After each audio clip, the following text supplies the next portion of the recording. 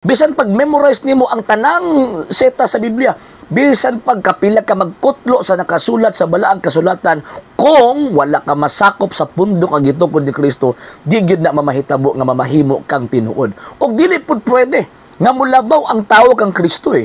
Ang tao, nanginan naman nagmanuluwas, si Kristo mao man ang manluluwas. So dili pwede nga kanang mga nagtukod-tukod og ilahang mga pundok, pwede i-compare nato sa Ginoong Kristo. No. Kay again, kanang mga nagtukod-tukod og ilahang pundok, dili man na makaluwas sa tong kalag. For example, Ellen G. White, di man na makaluwas tong kalag na sila.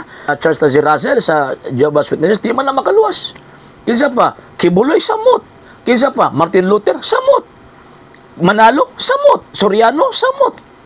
Dili man na sila makaluwas, kaya dili man na sila maong manluluwas.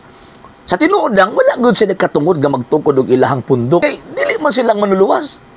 Pero nga nagtukod man sa nag-ilahang kaugalingong pundok, isa tumong og tinguha nga kompetensyaan ang iglesyang gitukod sa atong Ginoong Kristo. So kanang mga tawhana nga nagtukod og ilahang kaugalingong mga pundok, dili na to pwede itandi kang Kristo. Nga naman kay si Kristo usa, and at the same time, siya ang manluluwas. So, ang iglesyang iyang gitukod, nga mo ang Santa Iglesia Katolika, Apostolika, Romana, dili na ikatandi sa ubang mga pundok. Bisa pagkamunit pinakabuutan tanan. Pero kung ang founder ninyo tao, biyain ninyo na, kaya wala mo kaluwasan, bangkunan.